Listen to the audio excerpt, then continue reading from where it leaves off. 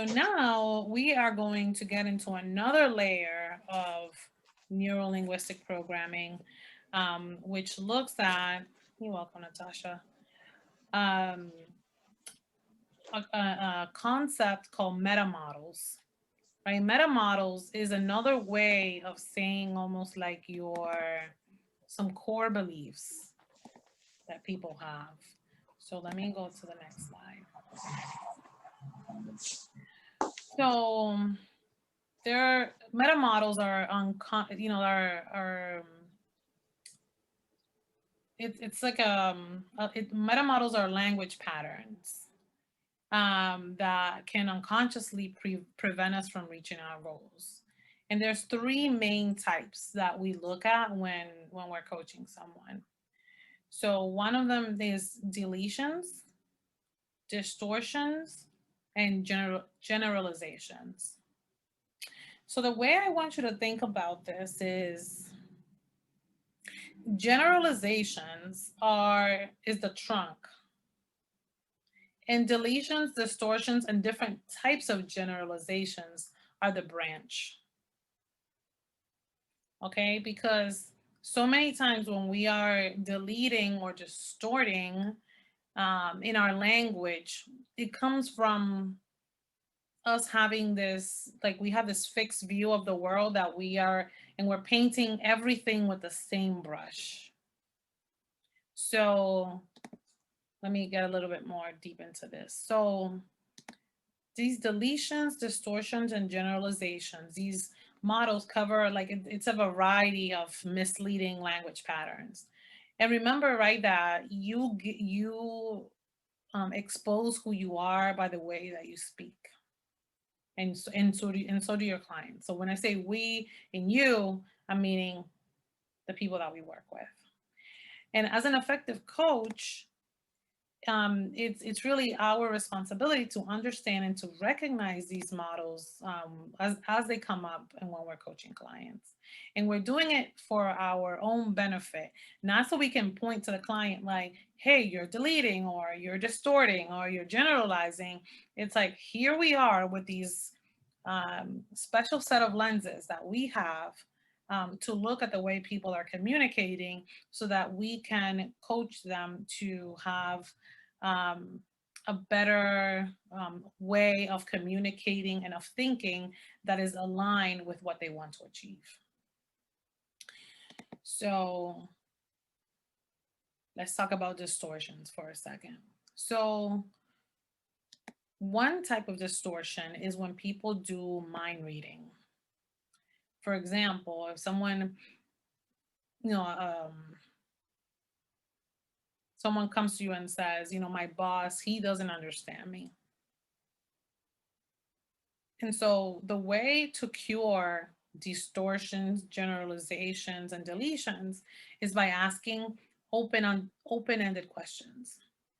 Open-ended questions are questions that start with what and how.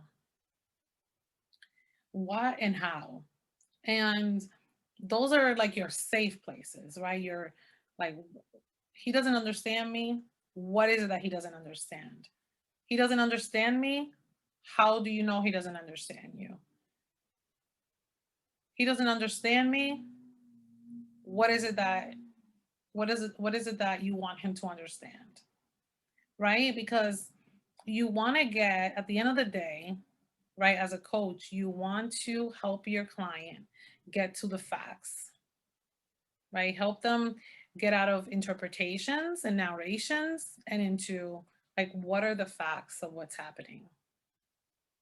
He doesn't understand me. How do you know he doesn't understand you? The other kind of distortion that people have is cause and effect, right? It's like, for example, they make me angry, right? There's a lot that leaves room for a lot of interpretation. Like, who is they? What are they doing? How are they doing it? Right? There's a lot of information that there's a lot of information that you need in order to understand what's really going on. Right? How specifically does what they're doing causes you to choose to feel angry? right? There's so many how and what questions that we could ask at this point in order to get the person to really kind of come out of that story that they're telling themselves. They make me angry. What about what they're saying makes you angry? Are you all getting the picture of this? Yes? Okay. In distortions, there's this other, it's this technical term called complex equivalence, right? It's when we're equating one thing to this whole nother outcome that may or may not be real. For example, how many of us have heard this? I'll never be successful because I don't have a college degree. I'll never be successful because I'll never be happy because I don't have a man. I'll never be I'll never be happy because I don't have children. Like there's all of these, right? This like idea to one thing that will then determine the rest. Right? And so in this situation, right, is again asking the what and how questions to start. That's the safe space. So, like, what is a what question that you could ask to get more clarity in this situation? I'll never be successful because I don't have a college degree. Jocelyn. Oh, you unmuted yourself, so I thought you wanted to say. Oh no, I didn't unmute myself, but I was just I was reading this questions and thinking. I mean, probably would ask like, what does a college degree mean to you? Right. Like, why is this so important? That's a good question. Yeah. Anybody else? I'll never be successful because I don't have a college degree. I would ask, what does it mean to be successful? What does that feel like? Exactly. Exactly. And let the person answer. Right. So there's another this example here, right? How does having a college degree mean that you'll be successful? And let them answer. And then repeat it back to them. Do you know someone who's successful that doesn't have a college degree? And that's a yes or no question. That's a close-ended question. But it's fair to ask. Right? But it's always at the beginning, right? When you hear anyone making any kind of these statements, these distortions, is to ask them a what and a how question. Right? I'll never be successful because I don't have a college degree. How else could you be successful if you don't have a college degree? Right? There's so many different iterations of the what and the how question that you can ask. Another distortion, right? It's another technical term called loss performative. And that's when someone's, making a value judgment. It's bad to be divorced, right? Asking what, how, and then you can extend your questions by, when you're learning how to write, and they tell you, there's a 5 W's, 4 W's, and a H. What, how, where, when, why. Right? Who says it's bad? How is it bad? What about it is bad? When is it bad? It's bad to be divorced. When is that bad? According to whom? How do you know it's bad? Right? And so the other thing you want to do is to ask one question at a time. Ask a question, let there be a pause, let there be silence, getting comfortable with silence, let the person respond, and restate back to them, paraphrase what they said, and keep asking them questions, right, until you get them to, because as you can see, all of these statements are not statements that are driving people towards a positive vision, right? But it's things that we say, and it's things that we feel. They're legitimate, right? But it's, how can we get the person to reframe their mindset and have a clearer picture of what is possible beyond the limited view of what they're stating? Is that clear?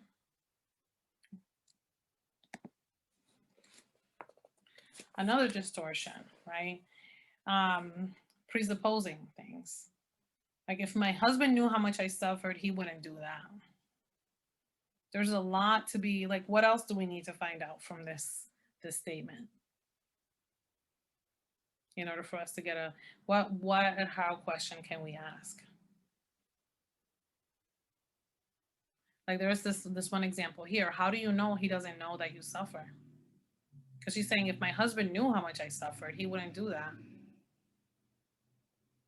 What's a what question that you could ask in this situation, right? How do you choose to suffer?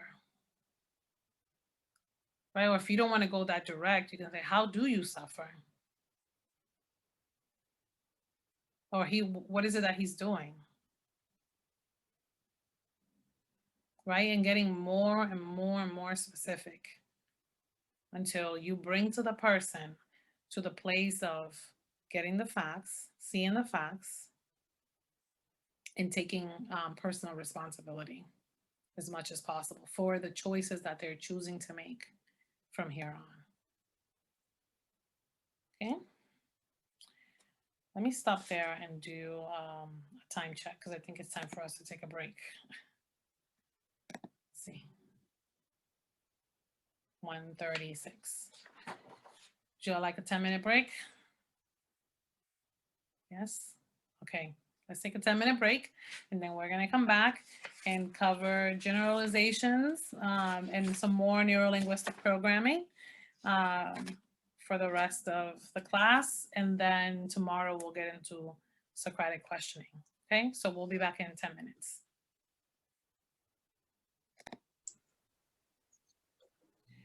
So the next of the meta models that we want to look for when we're speaking to our clients are generalizations, right? And generalizations are exactly what they sound like. It's making generalities. She's never happy with Magaris, could you please mute yourself? So generalizations, what they are is really universal quantifiers, right? She's never happy with what I do. I have to lend them money. Other examples. You want to really look for when people use the words all, every, never, everyone, no one, all the time, every time. Like that's not realistic. That's not real because the same thing doesn't happen every single time. So you want to ask, really, like she's never happy. You want to question the all, the never, the everyone, the no one, right? And then and take the person to the other side. Like what? So for example, if someone says, this next example, I have to loan them money. It's like, do you really have to? Like what specifically? What do you mean when you say you have to? Like what will happen if you did? What will happen if you didn't? And that's where you also want to look for words like I should, shouldn't, I must not, I have to. All that kind of language that makes it feel like the person doesn't have a choice in the matter. This is, pretty self-explanatory, but it's a matter of like really looking for that. This possibility versus impossibility. Like, I can't tell him the truth. This is my favorite. Like, I'm not good with social media. Like, what do you mean you're not good with social media? Like, what about it? What about social media you're not good on, good with? What would happen if you were good with social media? So words to look for, right, are like, I can, I can't, I will, I won't, I may not, like it's impossible, or something is, or it's possible that, right? All with the, what we want to do is get the person to give us facts, right? And to get them to speak in a way that's going to drive them towards what they want, right? Like you want to make 250,000. but you haven't told your boss that that's the plan, like that's what you want to do. Like, why can't you tell? I can't be telling people that. Claire, I can't be going around telling people I want to make 250,000. Like, that's crazy. Right? So so what we're looking for when we're looking at all these different kind of meta models are the incongruencies, right, between what the person is saying and what they told you they want. Right? So that we can, through questioning, get them to question their own thinking and then eventually align their thoughts, their actions to their desires. So for today, I'm going to stop there. And tomorrow I'll cover deletions and some more neurolinguistic programming. But what I would like to, so first, before we go, I would like to ask you all to, like, between today and tomorrow, is like, as you're speaking to people, try to see if you can pick up generalizations and distortions. Try to see if you can identify someone's learning modality. You don't necessarily have to tell them you're doing this. You just, just observe them. Observe them, observe yourself, and if you have time between today and tomorrow, review some of the things that we went through today. And then I would like to know if anyone has any questions before we go. And then lastly, I like to ask one word on how you're feeling right now before we go. So who would like to go first? Your one word of how you're feeling as we finish this first session. I can go. Can I go? Okay, Magalis? Hope. You're feeling hope. Wonderful. Hope. Thank you. Hope.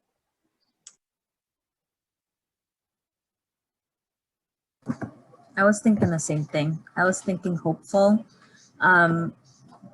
Because, when I signed up for the class, I was thinking more so about my job, right? In my field and, wanting to be better in my work. But obviously going through this, you're talking a lot about clients. And so now my mind is going towards, okay, like, what would it look like, working my job, me taking on a client, having one client or, less than 5, but like, one-on-ones kind of like throughout my time at my job. And we don't have to get into this now, but I'm just thinking too, like, how do you overcome like your own limiting beliefs to feel like you can coach someone else? Yeah. Mine, I always thought, oh, maybe one day I can coach. Like maybe like 5 years from now, like once I have a lot of experience in my field, once I feel more confident and things like that. And I mean, if you keep pushing it off, it never comes. So. Right, Jocelyn. And the other thing too is like when I'm so happy that this has expanded your mind, but also when I say clients, I also want you to think of anybody that you're interacting with. Yeah. Even at work. Yeah. No, that's good, because my future boss, when she talked to me during the interview, actually referenced the people that I would be working with as clients. So I feel like it's gonna be like a, like my stomping ground before I can do things, on the outside. Beautiful. Natasha, how about for you? What's your word? How you feeling right now after having finished this first session? Excited. Excited. Yeah. That doesn't happen too often. So Great. Alyssa. I would say reassured. Reassured. Beautiful. All right, lady. I'm so thankful you're feeling hopeful, excited, reassured.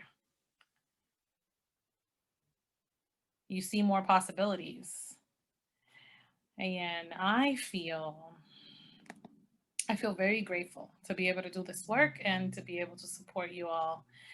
And so with that, I will see you tomorrow at same time, same link, and we will continue with neurolinguistic programming tomorrow and with Socratic questioning, and get through as much as possible.